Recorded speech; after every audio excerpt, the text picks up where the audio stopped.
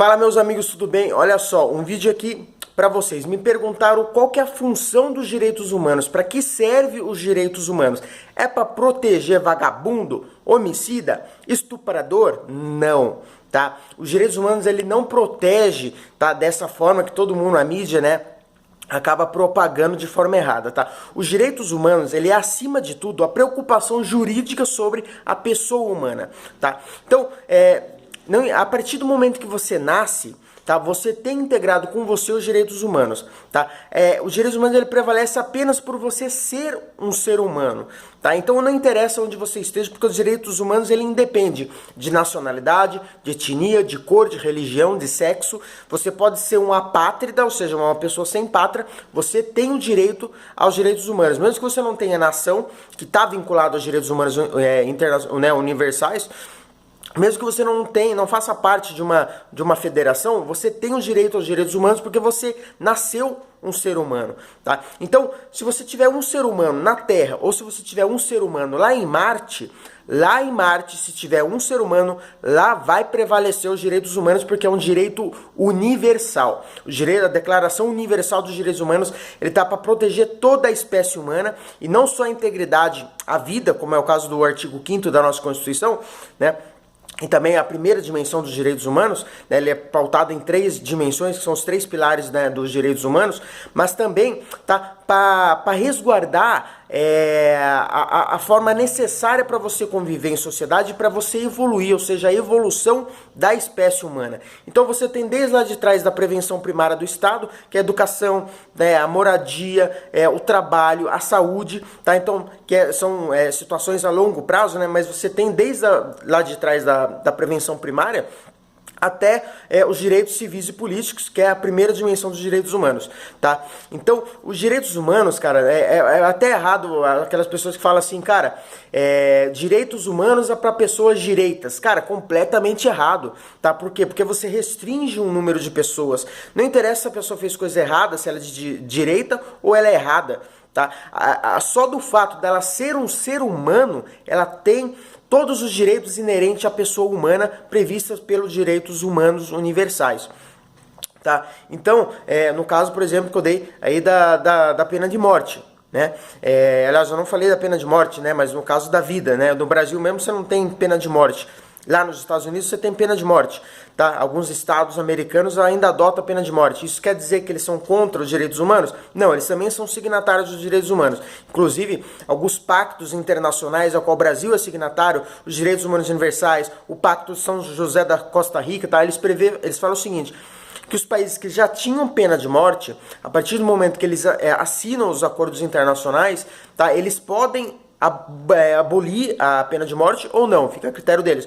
Agora, os países que não tinham pena de morte e assinaram o Acordo Internacional de Direitos Humanos, tá? Essas cláusulas de países signatários, tá? Eles não podem mais implantar. Então perceba, os direitos humanos ele não retrocede, tá? Ele só evolui, tá? Então você não consegue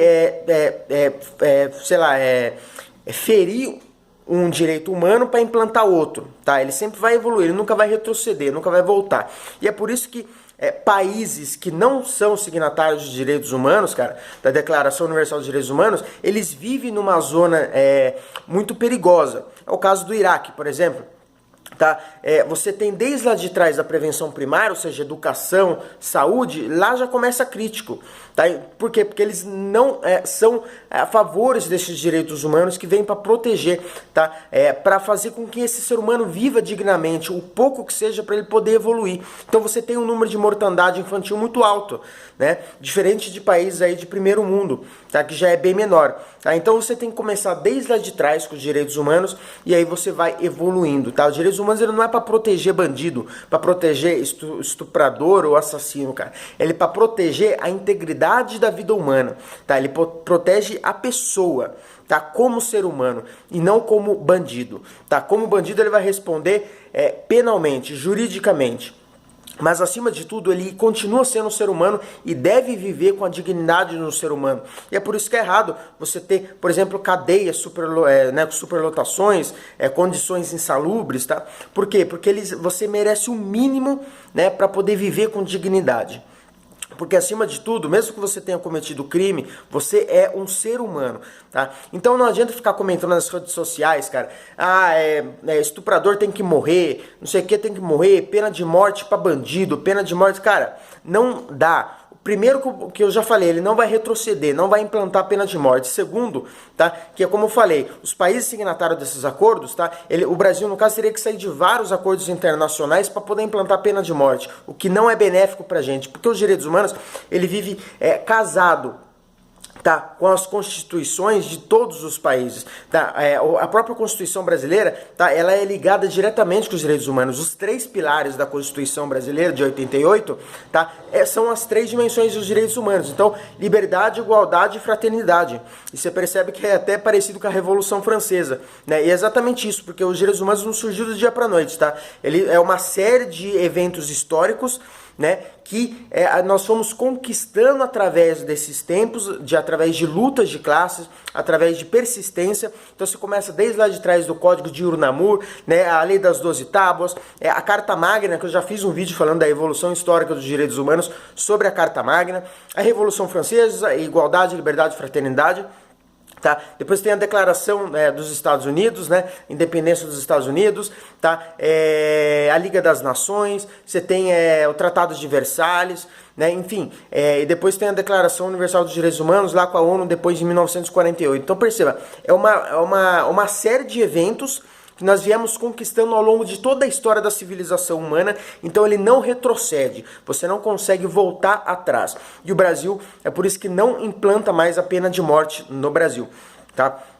Então, perceba, as gerações dos direitos humanos, né, ou as dimensões dos direitos humanos que eu falei para vocês, então ele é pautado nos 3 pilares básicos das dimensões dos direitos humanos, tá, que também é a nossa Constituição. Então, primeiro, qual que é a primeira dimensão? A gente vai ter ali, tá, a liberdade, tá, negativa, ou seja, a não intervenção do Estado, principalmente sobre a vida humana. Então, a gente tem ali o artigo 5º da nossa Constituição, que são os direitos civis e políticos.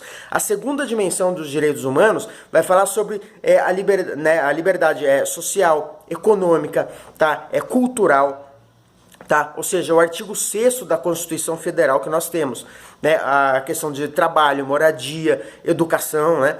E a terceira dimensão dos direitos humanos, ela vai pautar sobre, tá, a fraternidade, propriamente dito. Lembre-se, liberdade, igualdade e fraternidade, é a Revolução Francesa, tá? Primeira, segunda e terceira dimensão. E aí na terceira dimensão você tem a fraternidade, a solidariedade, tá? Ou seja, os direitos difusos, né? Então, e tem quem fale também de quarta e quinta dimensão, que tem a ver com a liberdade de informação, né? Com a paz, o antiterrorismo, a biodiversidade, né? Nós também temos que ter esses direitos para poder evoluir e conviver, né, de forma harmônica no mundo inteiro, tá?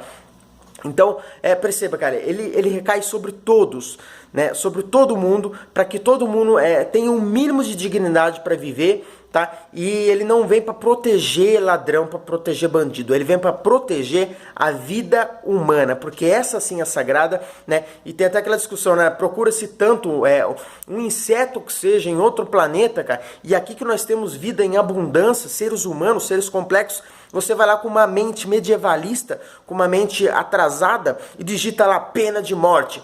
Porra, cara. Sabe, é uma coisa, completamente sem noção, completamente arcaica você desejar a morte de outro ser humano por um crime que ele tenha cometido, tá? E muitas pessoas não conseguem enxergar a complexidade que é o ser humano, a evolução que nós temos, os seres complexos que nós somos, tá? E palavras, inclusive, de um delegado que eu admiro muito, cara. No Brasil não tem curso de carrasco, tá? Se você quer pena de morte, vai fazer um curso de carrasco. Tá? Aqui no Brasil não tem, né? Se nem o magistrado, que é o juiz, pode decidir quem vive e quem morre, quem é você para ficar digitando que bandido tem que morrer, tá? Então, você querer matar um outro ser humano é um pensamento completamente atrasado, tá? Então, lembre-se, os direitos humanos ele não retrocede, ele só evolui, tá? E acima de tudo, proteger a dignidade humana, proteger a integridade da vida humana, tá? E acima de tudo, né, você dá os meios fundamentais para que a gente possa evoluir como espécie, tá, em harmonia, né, e as coisas fundamentais para que a gente possa né, desenvolver o trabalho, a educação, tá, a saúde, né, e tudo isso daí, tá bom? Então é isso, um forte abraço para vocês. Essa é a função dos direitos humanos, a preocupação jurídica da pessoa humana, proteger à pessoa humana, independente de quem seja, tá? Independente do crime que ela tenha cometido, independente da nacionalidade, do sexo e da cor que ela tenha, tá? Acima de tudo, ela é um ser humano e é isso que prevalece, tá bom? Então, um forte abraço e até o próximo vídeo.